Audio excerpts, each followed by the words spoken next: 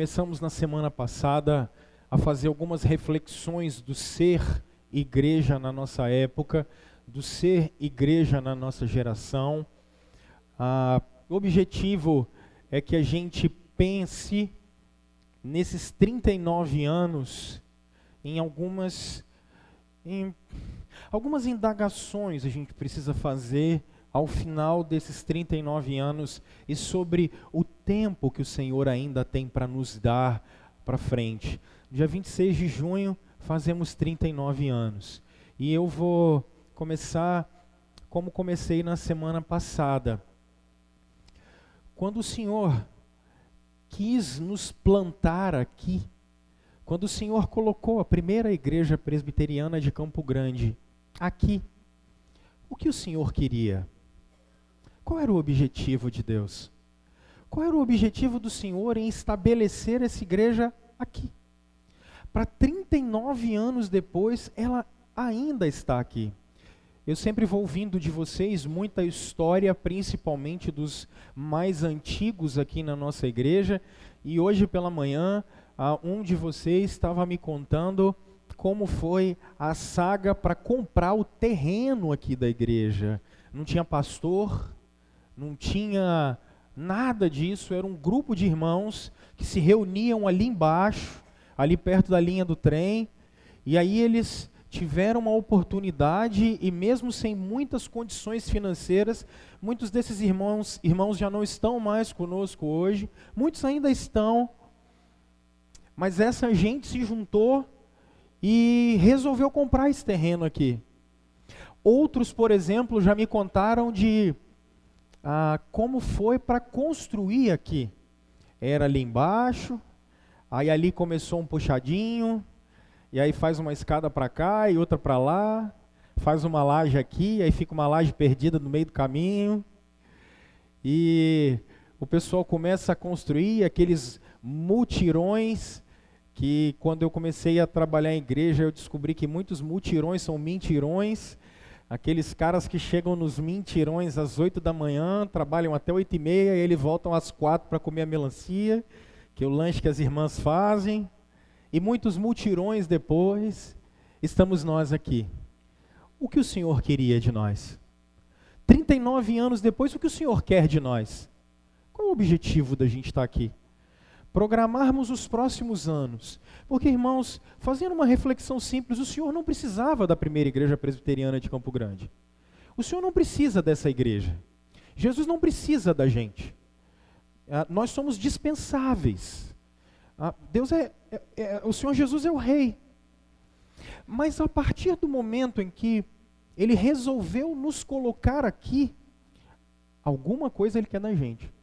Algo Ele quer de nós. E é por isso que na semana passada nós refletimos sobre Jeremias, capítulo 29. Eu queria pedir que você abrisse lá, livro do profeta Jeremias, o segundo profeta maior. Livro do profeta Jeremias, no capítulo 29, eu vou ler o verso 7 com vocês. E essa foi a nossa reflexão da semana passada. Profeta Jeremias, depois de Isaías, Jeremias, antes de Ezequiel. Está entre Isaías e Ezequiel, lá no Antigo Testamento. O profeta Jeremias diz o seguinte, no capítulo 29, no verso 7, ele diz assim, acompanhem comigo: busquem a paz da cidade. Busquem a paz da cidade. Em algumas versões está: busquem a prosperidade da cidade. Na verdade, o povo de Deus está exilado e preso. E esse exílio, essa escravidão durará 70 anos. Eu falei isso com vocês na semana passada. O tempo em que eles não deixaram a terra descansar, porque durante 6 anos eles deveriam trabalhar, e o 7º ano era o tempo de descanso da terra. Como eles não fizeram a terra descansar, nunca o Senhor fez com que a terra compulsoriamente descansasse. Por isso eles ficaram 70 anos escravizados. A grande questão é que agora eles estão na Babilônia. E o que é a Babilônia? A Babilônia nada mais é do que um lugar, segundo Apocalipse capítulo 18, é o lugar em que os reis da terra vão para poder praticar as suas prostituições. A Babilônia é um lugar de promiscuidade. A Babilônia é um lugar de prostituição. A Babilônia é o lugar de corrupção. A Babilônia é o lugar de todo tipo de desgraça que é contra Deus. A Babilônia nada mais é do que um sistema anti-Deus, formado não simplesmente por políticos, mas formado por gente corrupta. Porque, meus irmãos, o maior erro dos cristãos é falarmos que o mundo está perdido e que o sistema simplesmente está perdido. Se o mundo está perdido e o sistema está perdido, é porque seres humanos que formam o mundo e formam o sistema são corrompidos. A Babilônia é um sistema em que seres humanos não gostam de Deus e vivem como se Deus não existisse.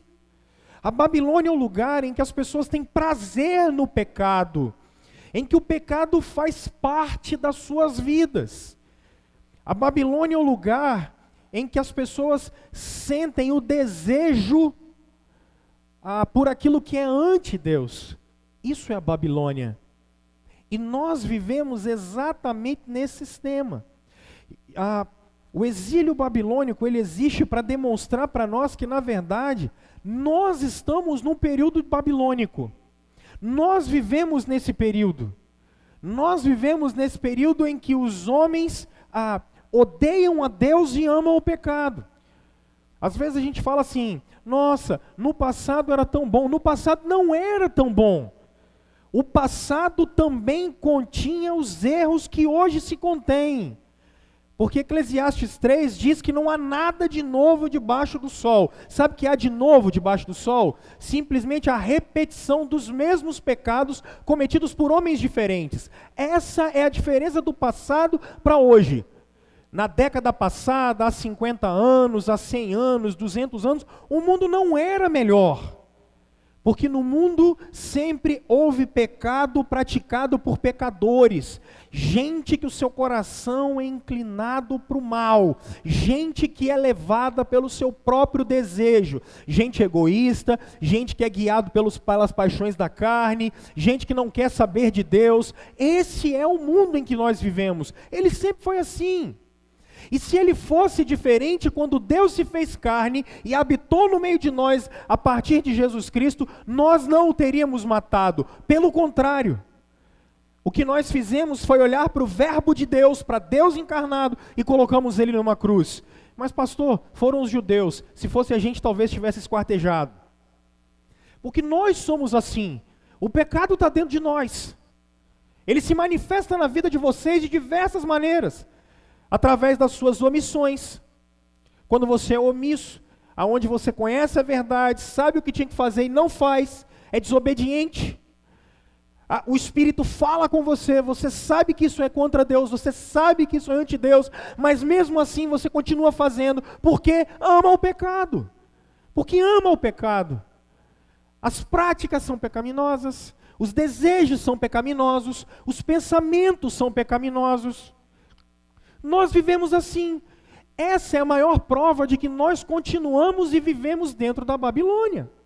Agora, qual era o primeiro movimento que a igreja precisava fazer dentro da Babilônia? A ideia é, busquem paz. A ideia da paz, e eu falei com você semana passada, paz é shalom. Shalom não é paz zen, não é simplesmente paz interior. Shalom é, busquem a prosperidade do povo. E que prosperidade é essa? Busquem a igualdade social. Se você vive bem, busque que o próximo viva também bem. Por quê? Porque a paz da cidade é a paz de vocês. Porque se o mundo viver em paz, vocês também estão em paz. Essa é a justificativa. De maneira que, embora a igreja seja chamada a pregar o evangelho a tempo e fora de tempo, a igreja de Jesus Cristo é chamada a se envolver com a cidade onde ela está integrada, com o lugar em que ela está integrado, porque a paz da cidade é a paz dela. Esse é o desafio. Esse é o nosso desafio. Lutarmos pela paz da cidade. Lutarmos para que as desigualdades sejam diminuídas, porque assim nos mandou o Senhor. Mas hoje, eu queria aproveitar para refletir com vocês, ainda nesse texto e nesse contexto, sobre outras duas circunstâncias. Por isso que eu fiz esse feedback aqui. Quando vocês olharem o verso 4, 5 e 6, o Senhor vai dar uma ordem para o seu povo e para a sua igreja. E é aqui que eu queria me concentrar hoje. São dois movimentos que a igreja precisa ter. Se o primeiro é a igreja labutar e brigar pela paz da cidade, o segundo e o terceiro estão aqui. Verso 4. Vamos acompanhar comigo. Assim diz o Senhor dos Exércitos, o Deus de Israel, a todos os exilados que deportei de Jerusalém para a Babilônia. São palavras do Senhor. Construam casas e habitem nelas. Plantem jardins e comam de seus frutos. Casem-se e tenham filhos e filhas. Escolham mulheres para casar-se com seus filhos e deem as suas filhas em casamento, para que também tenham filhos e filhas. Multipliquem-se e não diminuam. Multipliquem-se e não diminuam. Meus irmãos, esse povo está escravizado. Esse povo está num lugar que é inóspito. É um lugar hostil, tremendamente violento. Você pode observar depois no Salmo 137, é muito engraçado. Deixa eu só abrir para você rapidinho, para você dar uma olhada, como esse lugar em que essa gente vive é um lugar extremamente hostil. Quando ele diz assim: junto aos rios da Babilônia nós nos sentamos e choramos com saudade de Jerusalém. Ali nos salgueiros penduramos as nossas harpas. Ali os nossos captores pediam-nos canções. Eles têm feitores em cima deles, eles têm verdugos em cima deles. E os caras estão dizendo para eles assim: cantem uma música aí para nós. Ei, pega o violão de vocês, cantem uma musiquinha para a gente. E eles dizem assim: os nossos opressores exigiam canções alegres, dizendo: cantem para nós uma das canções de Sião. Como poderíamos cantar as canções do Senhor numa terra estrangeira? Que a minha mão direita dê fim, ó Jerusalém, se eu me esquecer de ti. Olha o verso 8, quando ele diz assim: ó cidade da Babilônia, destinada à destruição, feliz aquele que retribuir o mal que você fez a gente. Os caras estão vivendo uma situação de opressão intensa. É uma situação em que eles estão aprisionados sem direito nenhum, sem nada. Perigo imediato, extremo. E me parece loucura, porque primeiro Deus manda que esses escravos, o povo dele, primeiro busque paz e trabalhe para que os seus feitores, para que as pessoas que escravizaram eles tenham prosperidade. Mas nós já vimos por quê. Só que agora Deus está dando uma ordem muito curiosa. Quando Ele está dizendo assim: gente, vocês estão presos? Casem. Casem. Eu começo a pensar: casar? Segunda ordem. Tenham filhos. Eu queria que você pensasse o seguinte: chegaram aqui na sua casa, destruíram Campo Grande inteira, porque isso que os caldeus fizeram com Jerusalém, com Israel. Destruíram sua casa inteira, pegaram você e sua família e levaram vocês escravos para outro lugar, 500 quilômetros a pé. Você foi andando manietado, com a mão presa, levaram você. Agora você não tem mais seu emprego, seu trabalho, agora você vai trabalhar para a Babilônia. Você tem gente que vai te chicotear, você não tem hora de serviço, nada disso. Aí alguém chega para você e fala assim: ei, casa. Ainda vai olhar para você e falar assim: nessa situação extrema que você tem, tenha filhos. Está comecei a pensar, gente, só pode ser loucura isso. Deus deve estar doido. Não é possível. Sabe por que não é possível? Não é possível porque no século XXI, em 2016, essas duas coisas para o homem do século XXI são loucura. Primeiro, casamento. Casar para nós é uma loucura. Casar só depois dos 30. Casar depois que a gente deu a volta ao mundo. Casar só depois que a gente fez a faculdade, fez o MBA, terminou o mestrado, doutorado quase no final, já comprou um apartamento, tem um cachorro, de preferência um labrador ou um golden, que é bem bonito e manso. Aí depois que a gente deu a volta ao mundo, conquistou tudo, a gente diz, agora nós vamos casar. Só que se você começar a fazer as contas direitinho, você entra na faculdade aos 18, vai sair com 22, 18 para 19, sai aos 22, aí você vai fazer o MBA mais 2 anos, 24, com mais o mestrado mais 3, 27, o doutorado mais 3, 31. Aí que você vai começar a se colocar no mercado de trabalho, porque os garotos e as meninas vão sair de dentro de casa só depois que eles tiverem estabilidade. Aí tem um monte de gente com 50, 60 anos que ao invés de ter liberdade está sustentando marmanjo até hoje dentro de casa. E o cara não paga uma conta de água, uma conta de luz e diz, papai vai poder me sustentar. O cara já tem 30. Porque casamento para nós hoje é complicado, é assim que se casa. E na verdade ele não quer casar. Porque para casar, ele tem que experimentar. Se não experimentar, dá errado. Afinal de contas, é a minha felicidade que está em jogo. Então a gente tem que experimentar. O problema é que ele já cansou de experimentar. Porque ele começou a experimentar aos 15, foi a primeira vez que ele experimentou. Aí ele começou aos 15, aos 16, ele está com 30 e ele ainda não achou aquela que deveria ser. A menina a mesma coisa, afinal de contas, nós estamos na época da liberação sexual e as mulheres vão dominar o mundo, não é isso? Percebam como casar na nossa geração é um risco. Porque, afinal de contas, quando eu vou casar com alguém, vai que dá errado. O cara já vai pensando em casamento, dizendo assim, putz, se eu casar, vai que dá errado. Se dá errado, rapaz, não pode. Essa é a mentalidade do século XXI, em que casar para nós, na verdade, é praticamente um crime. O cara que tem 20 anos, ele diz que vai casar, a molecada olha para ele e fala, ih, lá vai o doido. Esse cara só deve estar tomando remédio controlado. Os caras ainda falam assim, vai perder a vida.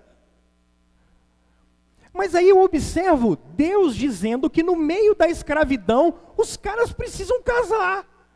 Tem alguma coisa errada. Ou Deus está errado, ou a gente precisa rever os nossos conceitos. Ou Deus está errado, ou nós estamos com um problema nesse negócio, nós precisamos ajeitar esse trem aqui. Percebem?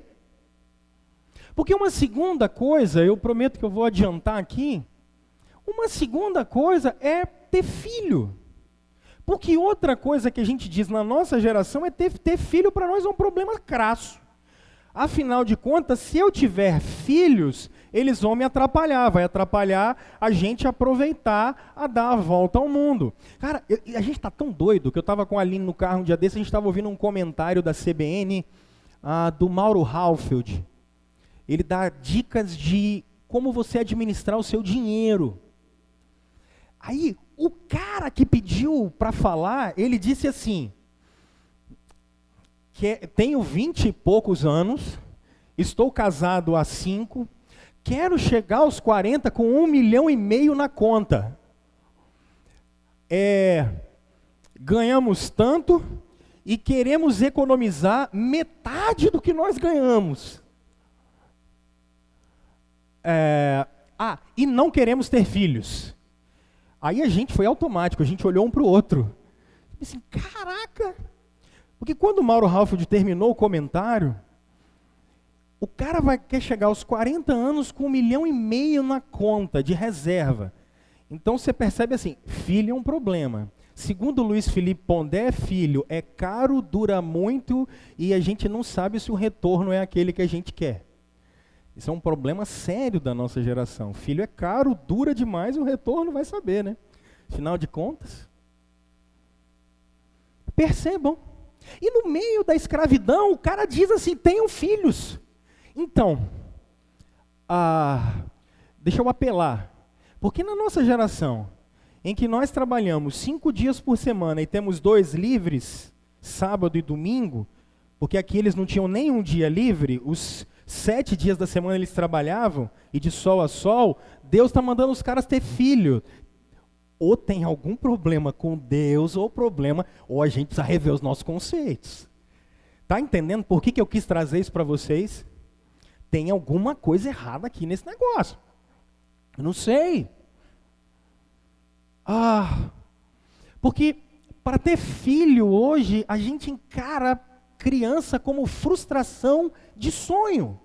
Já pararam para pensar nisso?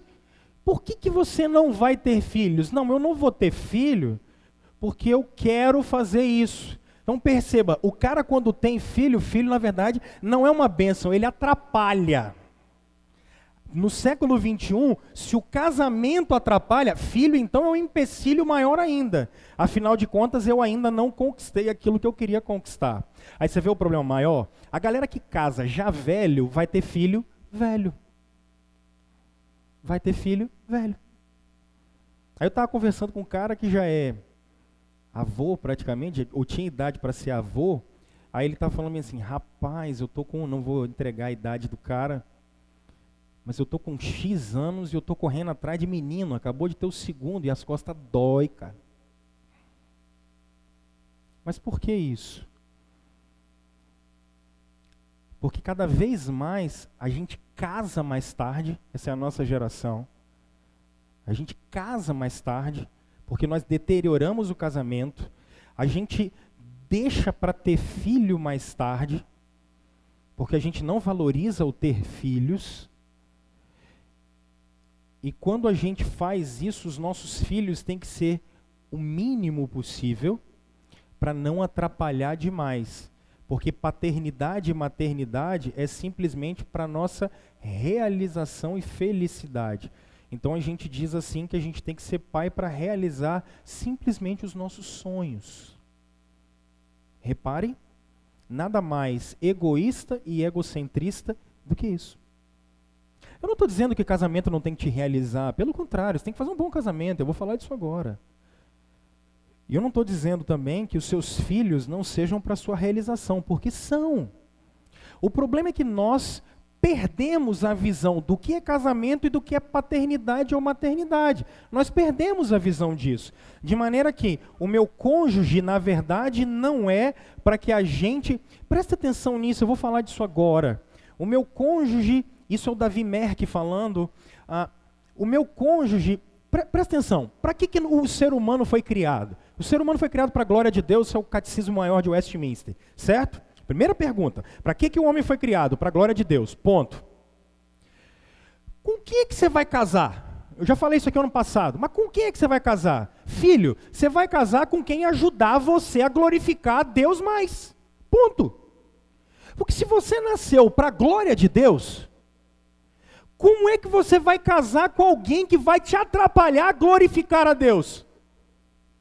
Como é que você vai se relacionar com alguém que vai te atrapalhar a glorificar a Deus na sua vida? Como é que você vai fazer um negócio desse? Isso é loucura. Isso é maluquice.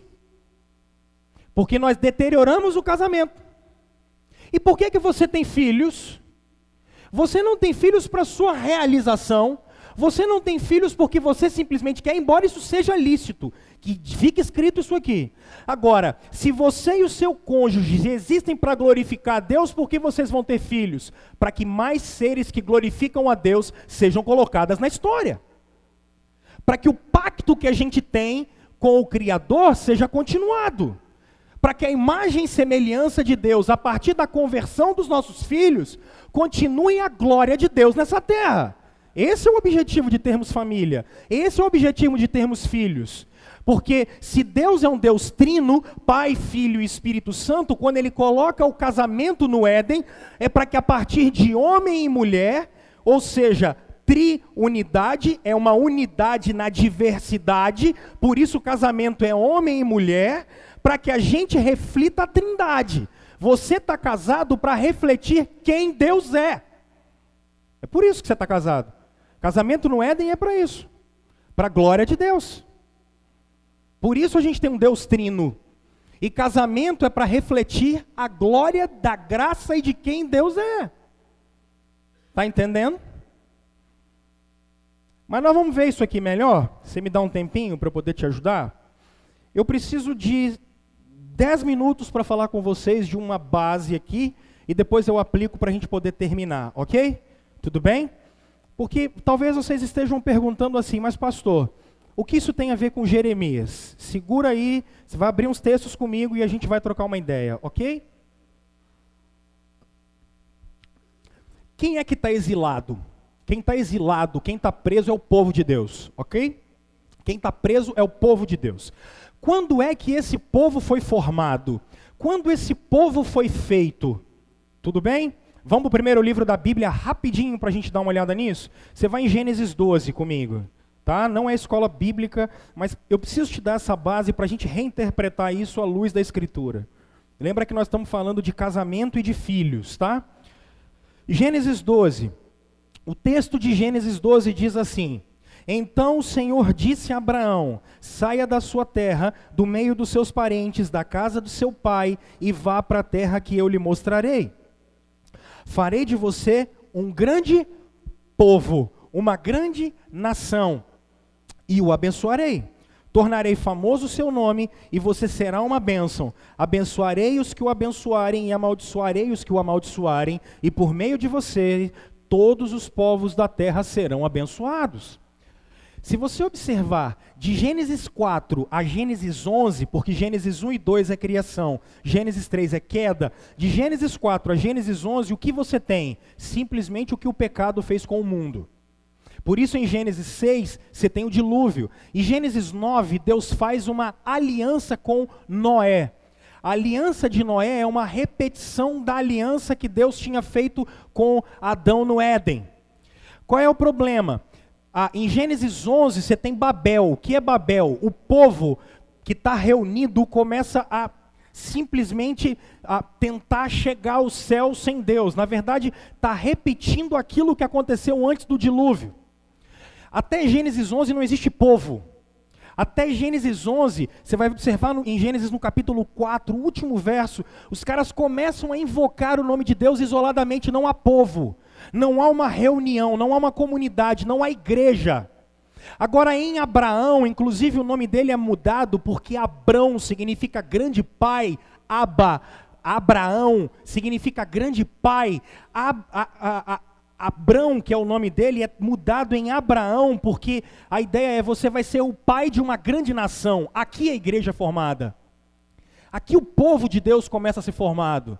Aqui é a reunião dos santos. E qual é a promessa que é feita a Abraão? Em primeiro lugar, saia da tua terra e vai para uma terra que eu estou te dando.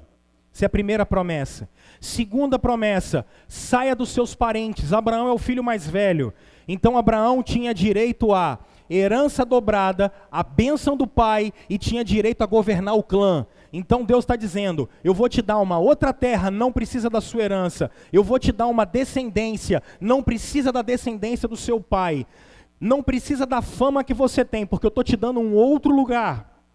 E para terminar, ele diz assim, eu vou te dar uma descendência, pode abandonar tudo. Abandona e vai. E Abraão vai. Ele larga tudo para formar o povo de Deus. Problema, um velho de 75 anos com uma coroa de 65. Como é que tem filho? E a velha ainda era estéril, como é que você vai fazer? Aí, em Gênesis 15, vira a folha, só para você observar. Deus vai repetir o pacto, olha o verso 8. Quando ele perguntou-lhe a Abrão, ó soberano Senhor, como posso saber que tomarei posse dela? Abrão está perguntando assim, como é que eu vou ter certeza de que o que o Senhor está falando é verdade? Qual garantia eu tenho? Que garantia eu tenho que o Senhor está falando a verdade? Olha que engraçado. Verso 12. Verso 10. Abrão trouxe todos esses animais. Quais animais? Deus disse, traga-me uma novilha, uma cabra e um carneiro, todos com 3 anos de vida, e também uma rolinha e um pombinho. Abraão trouxe todos esses animais, cortou-os ao meio e colocou cada metade frente à outra. O que Abraão fez? Pegou os animais, cortou esses animais ao meio, colocou um para frente para o outro e colocou numa pedra. Lembra que ele está perguntando para Deus assim, qual garantia eu tenho de que você está falando a verdade? Qual é a garantia? Olha que coisa interessante, verso 17. Depois que o sol se pôs e veio a escuridão, eis que um fogareiro esfumaçante, com tocha acesa, passou por entre os pedaços dos animais. Naquele dia, o Senhor fez a seguinte, que palavra está escrito aí? Aliança. A palavra aliança, no hebraico, significa cortar. Deus fez o seguinte corte com Abraão.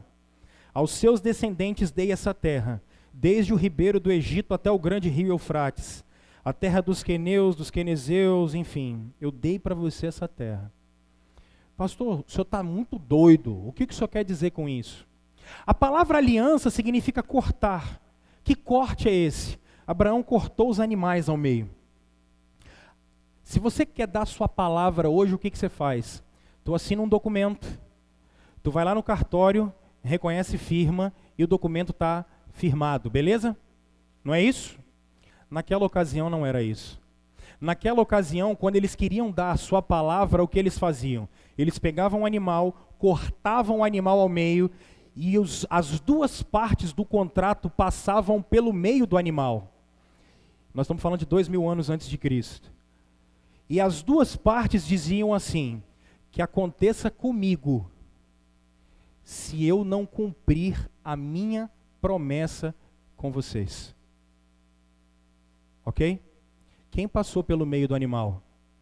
Quem passou pelo meio do animal? Quem passou pelo meio aí? Olha para o seu texto de novo. Quem passou? Deus passou. O que é que Deus está dizendo? Abraão, que aconteça comigo, que eu morra, se eu não cumprir a minha palavra com você. Que eu morra, se eu não cumprir o meu pacto com você. Ok? Esse é o pacto firmado. Agora Abraão vai ser obrigado a fazer uma coisa. Todo pacto e toda aliança tem um sinal na Bíblia. O sinal da aliança de Noé, por exemplo, era o arco de Deus. O sinal da aliança de Deus com Adão era a árvore do conhecimento do bem e do mal. O sinal da aliança de Deus com Abraão é a circuncisão. Esse é um sinal visível. Por isso, o órgão sexual masculino era cortado. Nós temos um pacto, nós temos uma aliança. E sabe o que é engraçado? Abraão, essa promessa é para vocês e para os filhos de vocês. Essa promessa é para vocês e para a descendência de vocês. Pastor, o que você está querendo dizer com isso? Quando vocês caminham um pouquinho mais, vocês vão se lembrar que o povo de Deus está preso no Egito. Quando eles saem de lá, o libertador deles é Moisés. E Moisés, quando sai com o povo, vai para o Sinai. Quando ele vai para o Sinai, ele recebe as tábuas da aliança. As tábuas não são simplesmente tábuas da lei, mas são tábuas do pacto. E qual é o sinal do pacto com as tábuas da lei? O dia do descanso. O dia de descansar. Esse é o sinal do pacto. Que não tem nada a ver com sábado, mas é o dia do descanso. A adoração genuína. Isso é tão interessante porque algumas pessoas ainda fazem confusão entre lei e graça. A graça é dada antes da lei. Porque quando a lei foi dada no Sinai, a graça já tinha sido anunciada, porque o cordeiro já tinha sido morto. E o sangue já tinha sido passado nos umbrais das portas. Mas o que eu estou querendo dizer com isso? Primeiro livro dos Reis. Olha o capítulo 11, só para eu poder exemplificar claramente agora que eu falei de aliança. Deus tem uma aliança com o seu povo.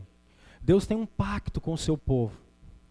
O pacto de Deus com o seu povo é que Ele vai abençoar e redimir o seu povo. E o seu povo precisa simplesmente seguir a Ele. Simplesmente isso. Agora, olha um exemplo claro. 1 Reis, capítulo 11. O rei Salomão amou muitas mulheres estrangeiras, além da filha do faraó. Essa foi a primeira, né? Fez casa para ela. Eram mulheres moabitas, amonitas, edomitas, sidônias e hititas. Elas eram das nações a respeito da qual o Senhor tinha dito aos israelitas. O que Deus disse aos israelitas? Vocês não poderão tomar mulheres dentre essas nações, porque elas os farão desviar-se para seguir os seus deuses. Não casem com mulheres fora do pacto. Não casem com mulheres fora da aliança. Não casem. Vocês vão se desviar. Não casem. No entanto, Salomão apegou-se amorosamente a elas. Casou-se com 700 princesas e 300 concubinas. E as suas mulheres o levaram a desviar-se. Vocês têm uma relação com Deus. E que relação é essa? Ele é o Deus de vocês. Vocês fazem parte do povo dele. Vocês têm um compromisso com esse Deus. A pergunta que eu tenho para fazer para vocês é, em nome de Jesus, essa aliança acabou? Essa aliança acabou? Ela não existe mais? Não, porque quando Jesus levanta a mão para dizer que esse é o cálice da nova aliança, o que Jesus está dizendo não é que as alianças passadas foram quebradas. Por quê? Repare o seguinte, a aliança que foi feita com Abraão era para que se herdasse uma terra. A aliança que foi feita com Davi é porque o rei reinaria. A aliança que foi dada a Moisés era para que o povo seguisse a lei. Vamos traduzir isso? O Senhor Jesus é o Rei dos Reis. Ele configura a aliança de Davi. A lei foi cumprida em Cristo e o caráter dele está sendo colocado em nós. O pacto se cumpriu. A terra já nos foi dada, mas qual terra, pastor? Simples, a Nova Jerusalém desce do céu. O pacto está em vigor. Quando nós levantamos na ceia e dizemos, esse é o cálice da nova aliança, a aliança continua em vigor. Por isso, quando Israel está no exílio, Israel é desafiado a continuar o legado da obra de Deus a partir do casamento pactual. Casamento dentro da aliança, casamento dentro do pacto. Prestem atenção nisso. Casamento dentro da aliança que continua em vigor. E aí, eu vou repetir o que eu já falei lá atrás. Olha o que acontece com Salomão. Se desvia. Leia depois o último capítulo de Neemias, que é exatamente contemporâneo dessa galera. Quando ele volta para Jerusalém, a rapaziada toda esqueceu do seu Deus, porque fizeram casamentos fora da aliança, fizeram casamentos fora do pacto. Minha gente, o Paulo vai falar disso em 1 Coríntios no capítulo 7. Não dá para a gente casar fora da aliança. Não dá. Quando eu estou refletindo com vocês aqui, é para que vocês que têm filhos, prestem atenção nas relações que os seus filhos começaram a ter. Prestem atenção nisso. A aliança continua em vigor. Seu moleque de 12, 13, 14, 15 anos, ele está com hormônio saindo pelo ouvido. Ele vai tentar se misturar com qualquer tipo de menina. Cara, se liga nisso. Você continua sendo pai, diga não. Esse negócio de que meu filho faz o que quiser, ele não faz o que ele quiser. Enquanto ele está aqui embaixo, ele vai me honrar. E não só honrar, ele vai me obedecer. Seu filho não faz o que ele quiser. Você não é obrigado a deixar ele fazer o que ele quiser. Ele não se envolve com quem ele quiser, a hora que ele quiser, do jeito que ele quiser. Ele não chega a hora que ele quiser, só se você deixar. Se você não deixar, ele não faz. Casamentos dentro da aliança, relacionamentos dentro do pacto, relacionamentos dentro da aliança. E o que muito acontece, gente, Homens e mulheres que se relacionem. Quando eu estou falando de aliança e pacto aqui, eu estou falando de crente que vai casar com quem não é crente. Vai ter problema. Essa história de que a gente se respeita, isso está muito nova era. A Escritura não é assim. Se liguem com isso. A Escritura não diz isso. Gente que é crente que casa com quem não é crente, você vai ter problema. Por quê? Porque casamento é para que eu glorifico a Deus, então eu arrumo alguém que vai glorificar a Deus junto comigo, para a gente glorificar a Deus mais. O que nós fazíamos até agora para glorificar a Deus, agora nós vamos glorificar mais. Agora case com alguém fora da aliança e você vai ver que nem você mais consegue glorificar a Deus. Preste atenção nisso. Case com alguém fora do pacto e perceba, olhe os exemplos em volta de você. Daí você vai dizer para mim, com seus coelhos na cartola, do tipo assim, mas pastor, eu conheci a irmã e ela casou com um cara que não era crente, que era crente, ele desviou. A irmã não sabia, cara. Já parou para pensar nisso? O cara ficou na igreja o tempo todo e ele simplesmente desviou. Ele pode voltar ou não pode voltar. Só que ela resolveu obedecer. Ela foi obediente até o final. O resto é com Deus. Agora, sabe qual é o problema maior? O problema maior são os que sabem. O problema maior são os que sabem. Os que sabem que estão errando. Os que sabem que estão pecando. E continua, cara. E continua. Ele é o nosso Deus e nós somos o seu povo. E continua. E continua. Em nome de Jesus, se você está vendo o que está acontecendo com você, para, cara. Diga não. Mas pastor, eu vou ficar sozinho, melhor sozinho do que mal acompanhado, filho. Vá glorificar a Deus, que é o que você vai fazer a vida toda. Você vai glorificar a Deus a eternidade inteira e aproveita enquanto você tem oportunidade. Porque depois que casou, você não pode separar. Não é para separar. E eu tenho que te falar isso, porque 1 Coríntios 7 vai me dizer isso. Não é para separar. Agora, enquanto você ainda não fez, em nome de Jesus, você ainda tem tempo. Enquanto você está vendo que seu filho está caindo nessa roubada, você ainda tem tempo. Agora o pacto e a aliança continuam em vigor. É isso que o Senhor Jesus disse. Ou você tem uma casa e uma família em que Ele é o seu Deus, e nós somos o seu povo, ou sua casa vai ruir. Aí depois você vai ficar reclamando, cara, o ensinamento foi dado, sua carência tem que ser cumprida na cruz, a sua solidão vai ser cumprida na cruz, porque ninguém casa simplesmente para se saciar, nós somos seres que vivem para a glória de Deus. O ápice na nossa vida está na cruz, a sua família é para glorificar a Deus, seu casamento é para glorificar a Deus. Case com alguém que você vai conseguir glorificar a Deus. É essa a ordem que é dada. Porque se Israel começa a se misturar com o povo da Babilônia, eles esqueceriam o seu Deus, gente. Prestem atenção nisso. Agora olha para cá, porque a ordem é dada para eles se casarem, porque famílias da aliança nasceriam dali. E quando famílias da aliança nascessem, não importa o que Nabucodonosor falasse, não importa o que Ciro falasse, o povo da aliança continuaria firme, porque Ele é o nosso Deus e nós somos o seu povo. Essas são as famílias do pacto, essas são as famílias da aliança.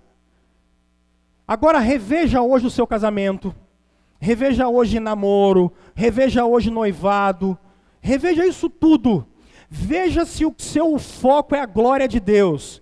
E o mais, Mateus 6,33, Ele vai te dar. Busque o reino e o mais Ele vai te dar. Pacto. Ele se comprometeu e passou pelo meio.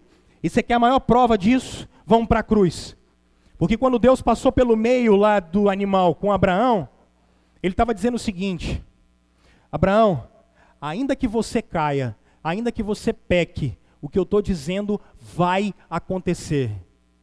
Abraão caiu, do mesmo jeito que Israel caiu, do mesmo jeito que você caiu, do mesmo jeito que eu caí, mas ainda assim, Ele disse que aconteça comigo, mas não aconteça com vocês, e é por isso que o Senhor Jesus foi para a cruz, para morrer por gente como eu e você, para que as nossas famílias pudessem ser famílias da aliança e famílias do pacto. Prestem atenção nisso, prestem atenção nesse negócio. Família é coisa séria. não é papagaiada. Família é coisa séria, é para a glória de Deus continuar. Segundo, para eu terminar.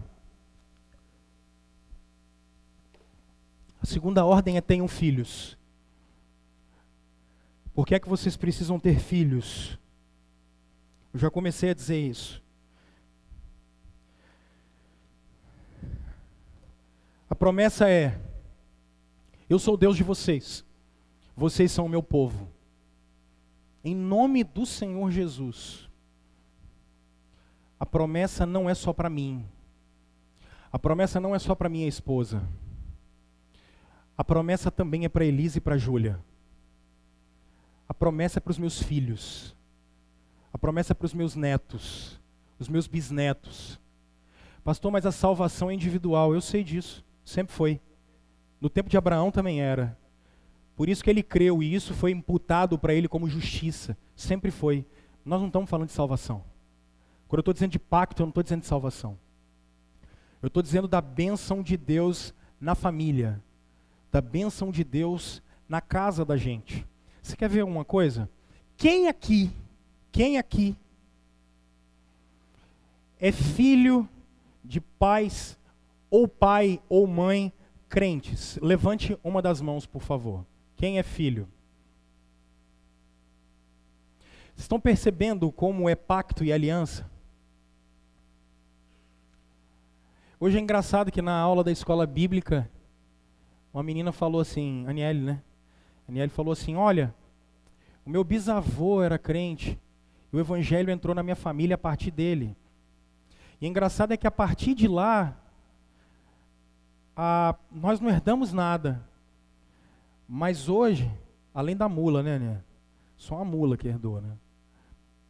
Mas até hoje, o que nós temos de legado é o que o meu avô deixou para a gente lá de trás. Porque a promessa é para os nossos filhos. A promessa é para a nossa descendência. A promessa é para a nossa geração. Porque, em primeiro lugar, lá com Abraão, os filhos da aliança e da promessa, eles recebiam o sinal da aliança, que era a circuncisão. Isso era um sinal visível da aliança. É por isso que hoje, quando eu oro, eu falo para Deus assim: Senhor, lembra do pacto, lembra da aliança. Lembra da aliança que o Senhor tem conosco e com a nossa descendência. E é isso que Paulo fala em Colossenses capítulo 2, quando ele diz que a circuncisão é substituída pelo batismo.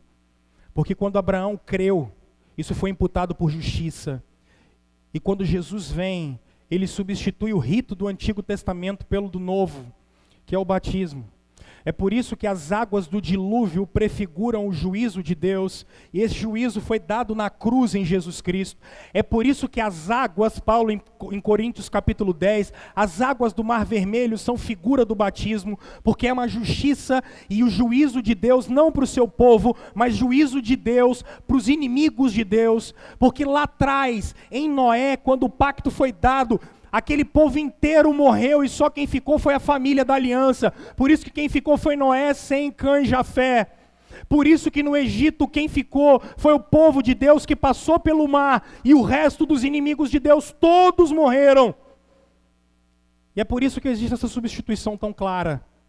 E o sinal da água no batismo nada mais é do que aqueles que estão fora da aliança estão debaixo do juízo de Deus, mas os que estão dentro da aliança, estão dentro do pacto, estão dentro da aliança. E Paulo em Romanos capítulo 6 vai dizer que esse juízo já foi passado de nós, mas agora a graça nos alcançou. É por isso que nossos filhos recebem o sinal e o selo da aliança. Nós estamos dizendo para todo mundo assim: Ele é o nosso Deus e nós somos o seu povo, inclusive a nossa geração.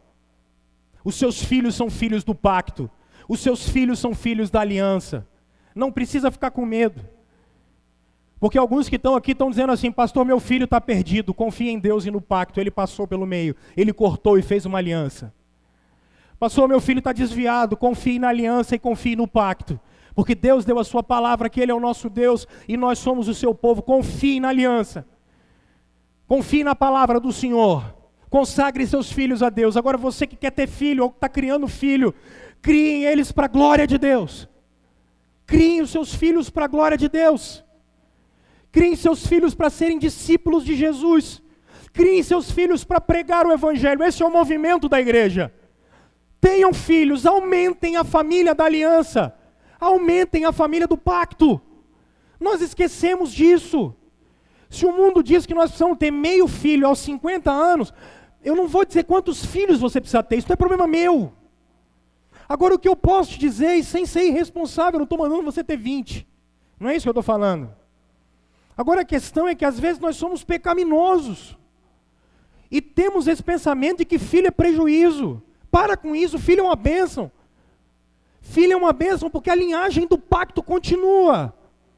A linhagem do pacto vai continuar. Você vai sair dessa terra, mas seu filho vai continuar o legado da palavra de Deus. Esse é o movimento da igreja. Tenham filhos. Aconselhem as pessoas a terem filhos para a glória de Deus. Porque nós vamos passar. Quanto tempo vai durar essa geração? Quanto tempo eu vou ficar aqui? Eu não sei. Eu posso ficar aqui 10, 20, 30, 40, eu vou chegar a quantos anos? 80. Mas eu vou embora. Mas as minhas filhas vão continuar. Elas vão continuar o legado do evangelho. Elas vão continuar o legado da palavra de Deus. Elas vão continuar o legado da aliança. Tenham filhos. Elas vão continuar o legado da palavra de Deus. Assim como seus filhos. A família da aliança, a família do pacto cresce quando as nossas crianças continuam o legado. Tenham filhos. É isso que ele está dizendo. Porque se eles não têm filhos, no contexto de escravidão, se eles não têm filhos, aquele povo morre, como é que eles voltam depois para continuar o legado e como o Messias vem? Porque a família da aliança precisa crescer. A família do pacto precisa crescer. Criem filhos para a glória de Deus. Igreja de Campo Grande, criem filhos para a glória de Deus. Deem a melhor coisa que seus filhos podem ter, que é a palavra de Deus. O que seus filhos podem ter de melhor, mais do que educação. Eduquem seus filhos, mas muito mais do que educação. Seus filhos precisam do evangelho. Seus filhos precisam saber quem é Jesus Cristo. Muito mais do que o tablet no aniversário, a viagem da família, seus filhos precisam de Jesus. Muito mais. Muito mais do que a escola cara, seus filhos precisam do evangelho. Muito mais do que o balé, do que o futebol, do que a escolinha, do que o cinema com os amigos, seus filhos precisam do evangelho. Seus filhos precisam da palavra de Deus. Seus filhos precisam ouvir as histórias do evangelho. Seus filhos precisam saber quem é Jesus Cristo, qual é o legado dele para nós, quem é o nosso Senhor, quem é o nosso Salvador, o que ele fez. Seus filhos precisam ser desafiados a continuar pregando a palavra de Deus e continuar esse legado que hoje, se nós estamos aqui, é porque os nossos pais nos legaram e nós precisamos deixar isso para as próximas gerações. Porque o mundo precisa do evangelho, e os nossos filhos são a luz do mundo e o sal da terra, para continuar o legado da palavra de Deus. Criem filhos para a glória de Deus em nome de Jesus. Criem filhos para a glória de Deus. Na Babilônia, gente, nesse tempo, não ouçam os conselhos da Babilônia. Não ouçam os conselhos da Babilônia. Fiquem com os conselhos da Escritura. Fiquem com os conselhos da palavra de Deus. Fiquem com os conselhos do evangelho. Semana que vem, eu vou falar de uma outra coisa, não tem nada a ver com isso. Mas hoje, semana que vem eu quero falar um pouquinho do ministério profético da gente. Eu poderia usar aqui, mas não dá mais tempo. Por favor, em nome de Jesus, saiam daqui hoje desafiados a rever a vida de vocês. Ele é o Deus de vocês. Se Ele é o Deus de vocês, nós somos o seu povo. Nós somos o povo do pacto. Nós somos o povo da aliança. Nós somos a igreja de Deus. Nós somos aqueles que levam o legado do evangelho da palavra de Deus através da família. É por isso que Deus botou essa igreja aqui.